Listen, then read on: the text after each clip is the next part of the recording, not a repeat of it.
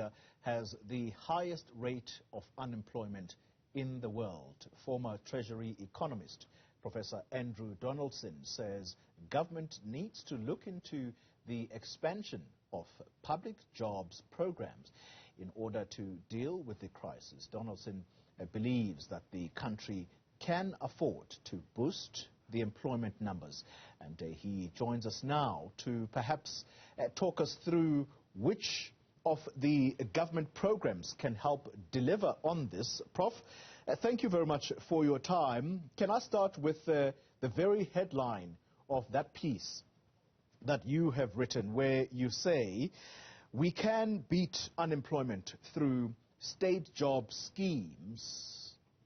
Just how possible is this, Professor? Hello, colleagues. I'm not a professor, just Andrew. But no, I don't think we can beat unemployment through public employment. We need both public and private employment to grow. But over the last decade, we've seen a slowdown in economic growth.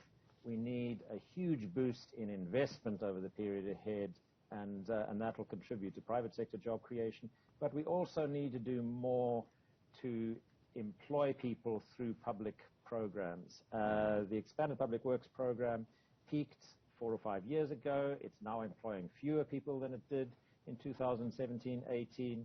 The presidential employment stimulus, which was introduced 2 years ago, added quite substantially to public employment, mainly through placing young people in schools to assist teachers and to assist with coaching and other activities in schools. And I think that experience of expanding employment quite substantially through a single program operating through 25,000 schools in the country tells us how to go about expanding employment through public programs. You have to do them at scale. You do them through existing institutional capacity. Think about police stations, where we could employ people assisting in security activities, health services, clinics, home-based care. There's a wide range of useful public work, public activities, public services, municipalities improving local neighborhoods and contributing to maintenance of facilities, municipal facilities.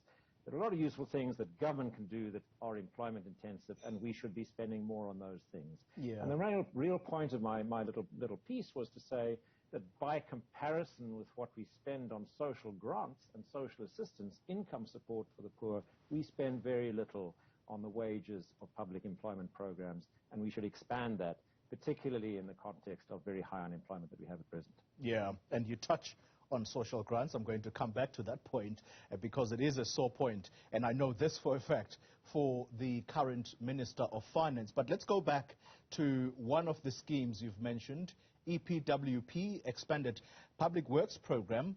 Problem with that program is that it gives or provides very temporary jobs, and so they don't last long. They are for a certain period. You've spoken about the presidential stimulus. I cannot speak with much conviction there. I've not been following just how much job creation has there been on that front. But there are programs such as the YES program, which I believe is also being championed from the president's office, and that's specifically targeting young people, because I think that's who the president is most worried about. All of these programs, I'm not sure if they can be spoken about with much conviction as to providing stable employment. Yes, well, probably it's partly about stable employment and partly about good value for money. So one of the problems with the design of the EPWP is that it's always been seen as temporary relief. Now, some jobs are in the nature of things temporary. So if you're repairing a bridge, or it's a construction project and you're attaching some labor-intensive activities to the construction project, or it's a school maintenance project, those are temporary jobs. But a lot of the activities, home-based care, operating under clinics, the working on fire programs, fire prevention programs, clearing of alien vegetation, these are some of the environmental employment programs. They are ongoing activities. But the more important point is that the whole program needs to be seen as permanent, needs established administrative capacity, needs to be seen as part of our overall delivery of public services. And that way, when you think about it as a permanent program, as part of our public service responsibilities that are funded through the tax system, then you begin to put the right management in place, the right technical capacity in place to ensure that they're good value for money. So we've got to change a mindset from thinking about these as temporary initiatives. Some projects are temporary. I'm not saying that they are all going to be permanent jobs, but we've got to think about the programs as being permanent programs. And I think the schools program is a good example of that. You just need to ensure that it's in the budget, it's going to be with us for many years to come, and make sure that the management systems are put in place to ensure to get good value for money out of these activities. And then you talked about the YES program. Well, of course, that's a program that is under private sector management, and I'd like to see greater partnership between government, municipalities, and businesses in accelerating that program, where businesses can provide internship or learning opportunities for young people. As the President rightly emphasizes, it's young people looking for work those growing numbers are really a challenge that has to be central to our public policy thinking. Yeah, and I like the fact that you end with that YES program, because that's the Youth Employment Service program that is meant to get young people absorbed into the world of work. Let's go back to the discussion around social grants. You've heard me earlier making reference to Minister Enoch Godongwana. I know that just before he became Minister of Finance, this is something that he was most worried about, that more and more people in South Africa have become reliant on social grants.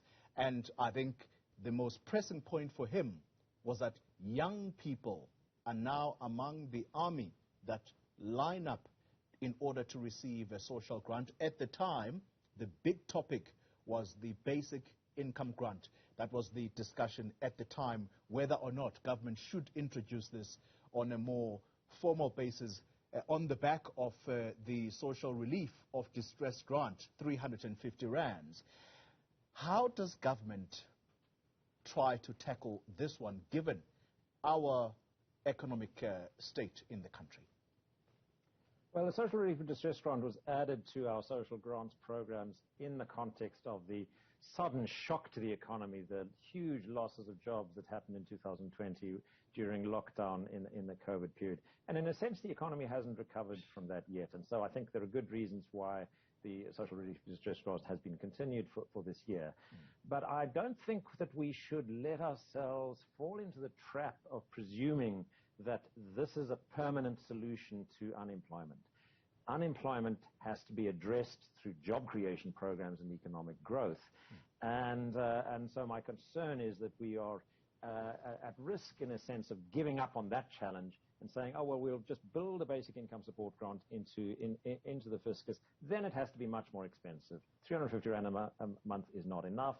It's also administratively really difficult to design a grant system well that targets the working age people without interfering with labor market participation. So I'd like to see relief for the unemployed built into the unemployment insurance system and associated with employment, the references, referring of people to employment services, to training activities, to the what we call active labor market policies that are the responsibility of the Ministry of Employment and Labor. We've got a lot of work to do to get those systems right. We'll need grant programs during the interim, but let's ensure that we don't put all our eggs in the basic income support, basic income grant basket, if you like, because that's not a developmental strategy. That doesn't create decent incomes and earnings associated with work for young people, which is what they need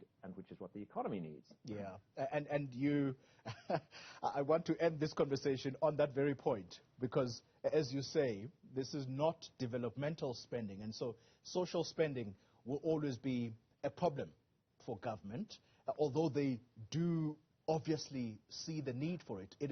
It goes without saying there are those people. There is a need for it. I don't want us to say we don't need social spending. It's absolutely right that we should have a grant system. But here's a question for you. Job creation.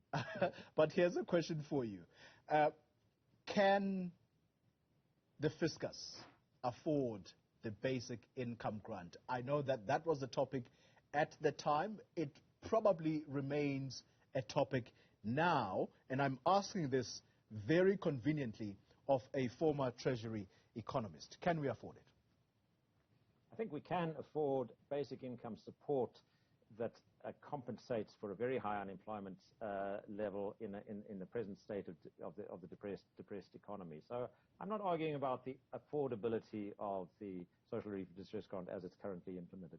But if you turn that into a universal grant that goes to everybody at a level that is high enough to be to cover at least the food poverty line, possibly a bit higher than that, then it becomes unaffordable. There's only one country that has tried to implement a basic income grant on a universal basis to everybody, and that's Iran, a sizable country.